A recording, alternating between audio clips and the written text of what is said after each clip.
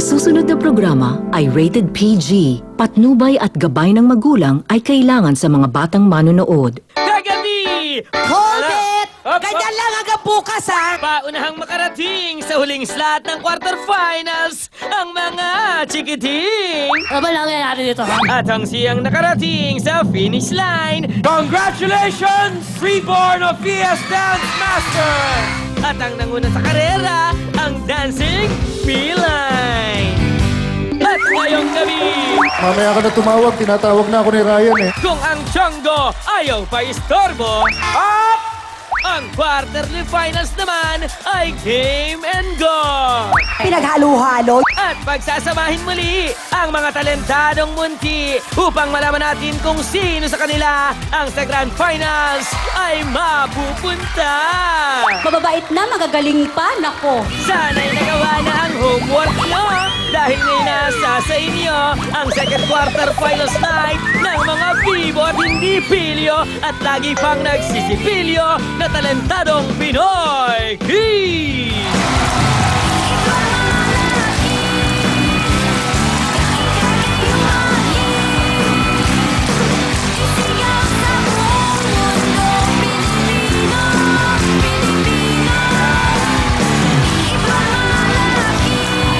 Good evening sa lahat ng mga nag-aabang sa pinakamalawak na talent show ng bayan,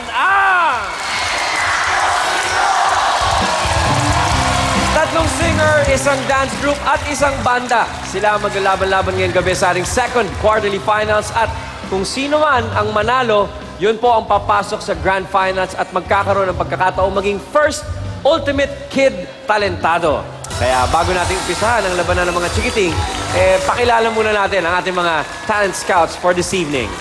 Una po sa lahat, ang isa sa mga gamekeepers ng Game and Go. Please welcome back Miss Jelly de Belen. Hello! Hi, Ryan!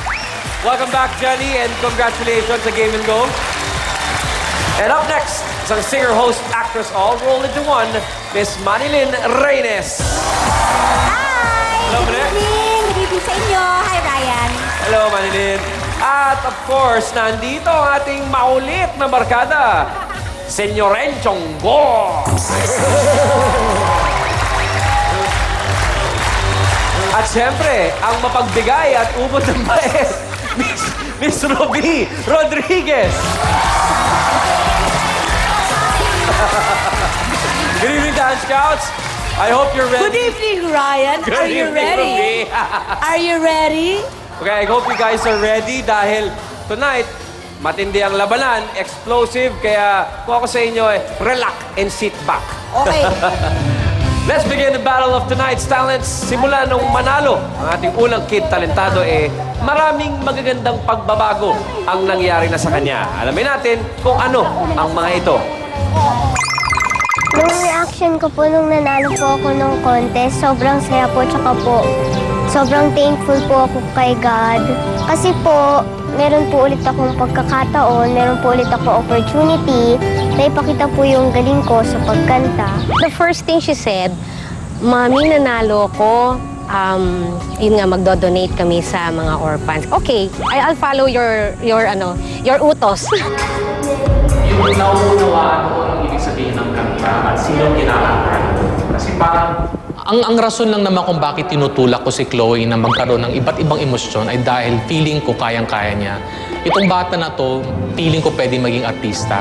Yung tinatawag namin sa English na direct. Ibig sabihin na hindi direct as in director, kundi direct as in diretso tumingin. Yung talagang tumatagos. Pag tumingin sa'yo at kumanta at meron siyang gustong ipaalam o emosyon na ibigay sa'yo, nararamdaman mo kaagad.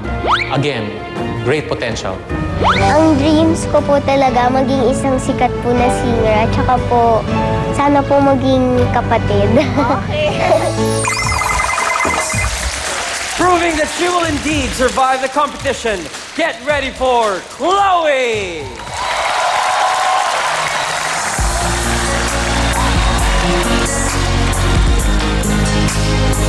Ooh, yeah, yeah. I never needed your corrections. on everything from how I act to what I say. I never needed words, I never needed words, I never needed you to be there every day. And it's a little late for explanation. There isn't anything that you can do. And my eyes hurt and shiver till you will listen when I say, because at first I was afraid, I was petrified, kept thinking I could never live without you by my side. But then I spent so many nights thinking how you did me wrong, and I grew strong, and I learned how to get along.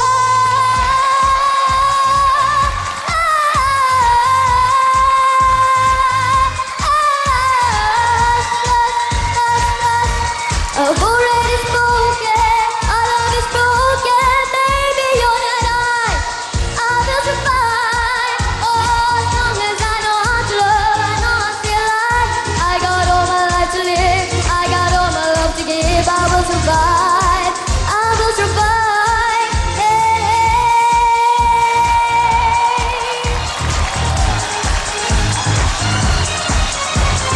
Hush, hush, hush, hush. I've already spoken, our love is broken. I don't want to do this any longer. I don't want to. There's nothing left to say. Hush, hush, hush, hush. I've already spoken, our love is broken. Baby, you're just.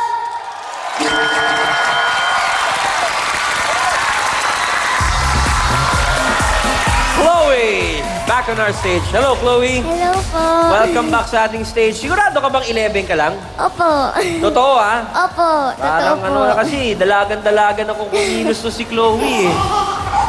Mali, what do you say? Parang si Jelly, eh, no? Lalo na yung end. Ganun, no? Sige na, Nalala ko magtanong ng ka na bata. sa kanya. Anyway, Oo. Chloe, pag nanalo ka raw dito ngayon, gusto mong bumili ng microphone para pag nagpa-practice ka? Opo.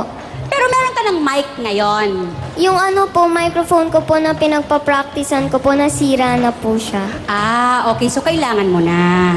Sa mga singer ba yung microphone importante? Hindi ba pwede yung pang-video okay lang, yung gaya na sa bahay natin? Yung gano'n? Nag-uusapan lang namin. Pinag-uusapan namin sorry pero hindi. Ah, hindi. Importante talaga. Okay. Oh, hindi ka rin komportable, hindi ka kampanteng kumanta kung alam mo na hindi mo naririnig ang sarili mo at alam mong hindi ka rin naririnig at naiintindihan ng mga nanonood sa'yo. Good luck! Thank you po. Okay.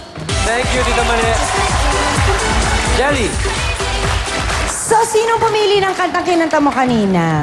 Ako po. Ikaw, bakit yun ang napili mong kanta? Kasi usually, mga pangganito, yung mga contest pieces ang ang kinakanta. Ba't yun ang napili mo? Maganda po siyang kanta kasi po mash up po siya. Mash up. Ano ibig sabihin ng mash Teka, up? Iha. Mash up. Kaming mga medyo. Ano ka ba? Yung mash up? Akala Ano ko yung mash up? Yung gano'n, yung may posporo, mash up. Ay.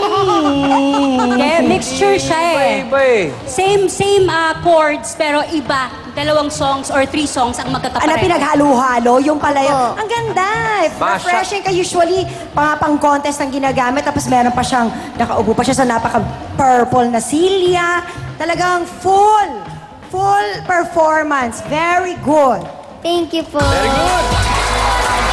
Thank you, Jelly. Tita Ruby. Chloe! Hello po. Gusto ko yung kasuotan mo kasi kumikintab ka sa stage. Kapareho mo ang mga mirror ball. Tsaka maganda yung pinili mong kanta na mash up. Kasi importante sa singer, dapat nakikisabay ang audience sa'yo. At nakita ko naman kanina, nag-enjoy sila sa panonood sa'yo. At sa pakikinig sa maganda mong boses, Chloe, pagbutihan mo pa ang pag-iensayo sa pagkanta. At sana nga, mapalitan na yung sira mong mic para mas maganda pa ang marinig naming boses sa'yo.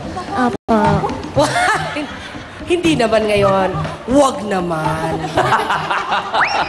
Thank you very much, Thank Tita you po. Ruby. Bago yon. Bago yun, ha? Huwag naman. Wag naman. Thank you, Tita Ruby. Ikaw naman, Enchongo. Ano sa palagay mo? Well, Chloe, sabi kasi ni Direk Odi, ikaw daw ay isang batang direct. Kaya ang sasabihin ko sa iyo, direktang-direkta, napakagaling mo, and I think you have a very bright future. Thank you. Thank Thank you you very po. much, Enzo. Thank you very much, Dance Scouts. Chloe, maraming salamat sa pagpapasikat. Relax ka muna backstage. Kita tayo sa judging, okay? Thank you po, Tito Ram. Thank you, Chloe. Sa amin pong pagbabalik, maghanda na at pakinggan ang handog na awit ng ating susunod na Kid Talentado. So do not go away. This is the second quarterly finals ng Talentadong Pinoy Kids.